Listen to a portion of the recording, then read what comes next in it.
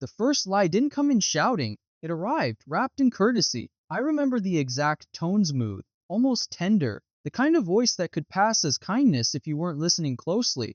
My colleague leaned back in his chair, smiled faintly, and said, "Don't worry, I'll explain it better for you next time." The room fell silent, but inside my mind there was a sudden roar, the sharp static of insult disguised as guidance. I replayed the sentence in my head, trying to decide if it was help or humiliation. The words were soft, but the sting was real. Everyone else continued flipping through their notes, unmoved, while I sat frozen in the quiet gap between what was said and what was meant. That's the cruelty of subtle manipulation. It thrives in silence, it feeds on doubt. I told myself maybe I had misheard, maybe I was overreacting, yet my gut whispered otherwise, low and insistent beneath the noise of self-questioning. That moment planted a seed, the awareness that silence can be both prison and proof. I didn't argue then, but I marked it, and marking it was the first step towards seeing the pattern that would not stay hidden. By the time I reached the quiet of my car, the sentence was still echoing. The air inside was motionless, yet my chest carried the restless thrum of second guessing. My mind insisted on caution, reminding me to stay polite, to stay small. But my gut-steady, wordless self kept pulsing a truth I wasn't ready to name. That's when the contrast became sharp. Paralysis on the surface, clarity underneath. I realized silence could either trap me or guide me, depending on how I chose to hold it. So instead of replaying his words again, I listened to the stillness. And in that stillness, a decision began to form. I wouldn't chase revenge, but I would reclaim my own authority. The question was how to test it to know if instinct could stand against practiced charm and polished lies. That open question lingered, unresolved, pressing against the quiet like a door not yet opened. For now, all I had was stillness, and the faint certainty that my gut had spoken, the truth before my mind dared to follow. In the weeks that followed, I caught myself cataloging every moment when doubt had cost me. There was the project update I hesitated to defend, even though my data was airtight. There was the client call where I stayed muted while my colleague overpromised deliverables, leaving me to scramble after. Each instance carried the same pattern, my silence protecting his noise. Back then, I told myself he just moved faster, that his confidence was a skill I lacked. Yet the truth was plainer. He thrived in the pause where others hesitated, sliding in words that sounded decisive but often blurred the facts. He wasn't cruel for the sake of cruelty. His need to dominate came from something more fragile. I saw it once in the way he checked his phone compulsively after meetings, as though waiting for someone to reassure him he'd been impressive enough. That weakness didn't excuse him, but it made his tactics easier to spot. The cost of my hesitation was not abstract. A missed promotion, because I hadn't corrected him when he accidentally took credit for my framework. Strained trust with a manager, because my silence allowed misinformation to stand too long. Deadlines I carried alone because it was simpler than undoing his spin. Then was compliance, a muted self. Now was resolved, a sharpened quiet. The invitation to stay silent was always there, but this time I declined it. Instead of replaying his remarks on a loop, I sat down at my kitchen table with a notebook and began mapping patterns, what he said, when he said it, how others responded. The contrast was stark. Reaction had kept me small, but preparation could make me exact. I decided I would study the mechanics of trust and conversation the way some people study blueprints. If my gut could sense distortion, I would find the proof that matched its signal. The plan was simple, but deliberate. I would start tracking, documenting, learning to pause without retreating. Every comment, every time-stamped email, every discrepancy would become material. This wasn't about waiting for an explosion. It was about gathering quiet evidence, piece by piece, until the balance shifted.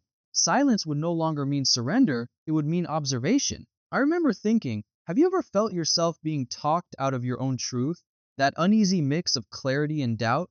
If so, then you know why I chose this path. I wanted to trust my gut, not by blind faith, but by deliberate practice. My resolve was steady, and with that first page of notes, I understood something. I knew the stillness I once feared could become the sharpest instrument I had. By the second week, my quiet observation had grown into a methodical process. I started keeping a binder with printed emails, highlighted passages, and annotated meeting notes. Every conversation became a data point, the timestamps on Slack messages, the subtle contradictions in reports, the minor exaggerations that usually slipped past unnoticed. The contrast was clear where once there had been noise and confusion, there was now a clean, auditable trail. Silence had become deliberate, almost surgical. I supplemented it with phone calls to mentors and colleagues I trusted, always framed as questions, never accusations. Screenshots of chat threads piled up alongside receipts from external workshops I attended to sharpen my negotiation skills. One pattern interrupt occurred when a mentor casually pointed out a recurring tactic my colleague used, the rapid-fire agreement trap, a technique meant to make me nod along before I could object. Recognizing it shifted everything.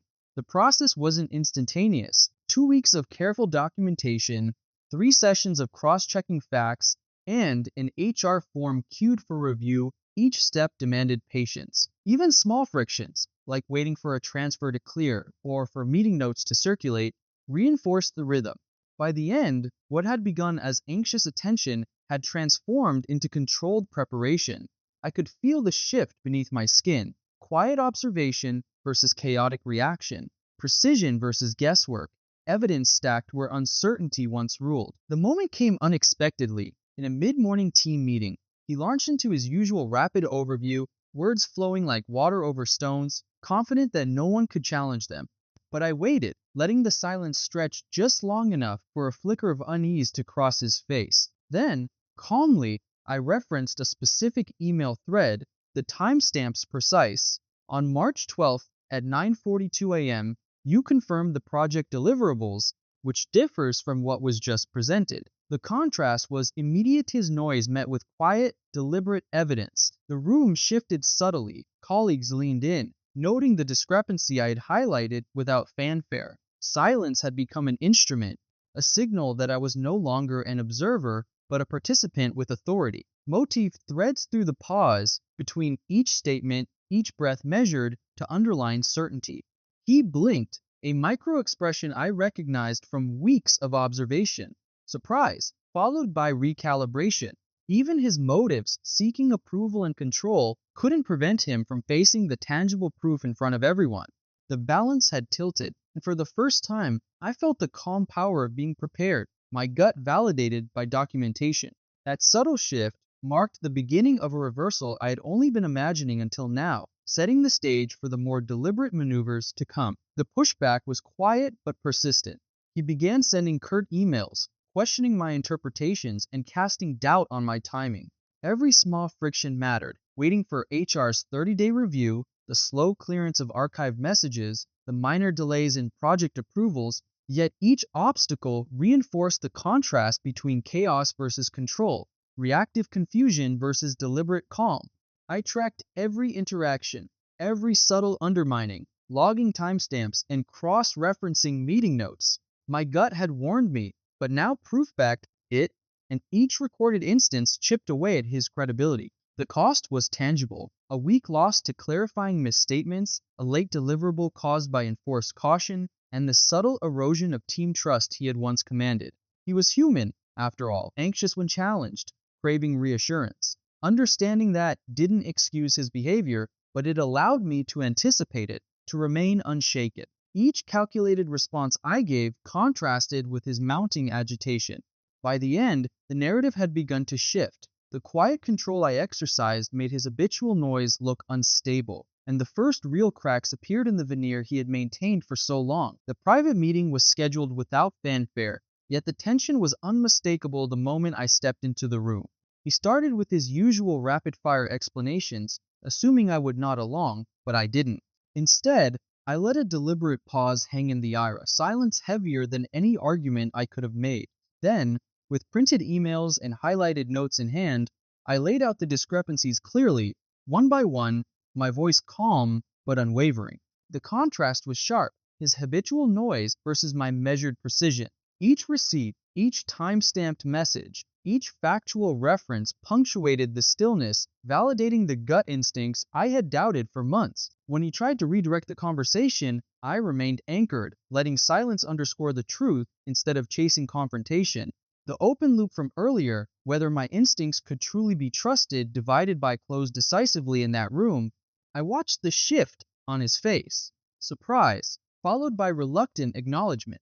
His need for control met a boundary he could not override, and in that controlled quiet, I realized that authority did not require volume. It required evidence, patience, and the courage to trust one's inner compass. The papers were in order, the facts undeniable, and for the first time, the conversation belonged to me. The tension eased slowly after the showdown, like the tide retreating to reveal solid ground.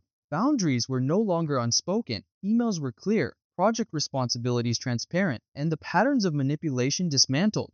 The contrast was unmistakable, being overlooked versus commanding attention, uncertainty versus controlled clarity. I reclaimed not just my voice, but my authority, and the team began responding to the precision I now wielded rather than the chaos he once cultivated. Small frictions remained, of course. A delayed report here, a hesitant colleague there, but each was manageable, contained, and no longer threatening. My gut, once second guessed, had been proven reliable, anchored by evidence and careful observation. Over the following 6 weeks, project timelines realigned, approvals came on schedule, and even promotions shifted in ways that reflected merit rather than personality dominance. Have you noticed moments when trusting yourself changes how others see you? The subtle victories, the restored confidence, they are often invisible to the world, yet transformative for the self. With each measured step, I rebuilt my professional landscape on solid ground, preparing for the final reckoning that would cement both respect and personal clarity. The office felt different the Monday. After everything settled, a quiet authority hovering where tension once thrived. Silence now carried weight, not uncertainty, and I moved through the day guided by a steady internal compass. The contrast was clear: external validation versus inner certainty, reaction versus deliberate action. I no longer questioned whether my instincts were lying. I trusted the stillness within. I began mapping the next chapter, not as retaliation, but as mastery, mentoring others in quiet confidence, refining systems, and preserving clarity in every interaction. Each decision, each carefully documented step, reinforced a principle I now carried without hesitation. The motif of measured silence threaded through these days, a reminder that calm, observant presence wields more power than haste or noise. And in that quiet, I found my mic drop truth. I stopped asking if my mind was lying because now I know my silence tells the truth. It was not an ending, but a pivot forward, a strategy I could carry into every room, every conversation, every future challenge with unwavering certainty.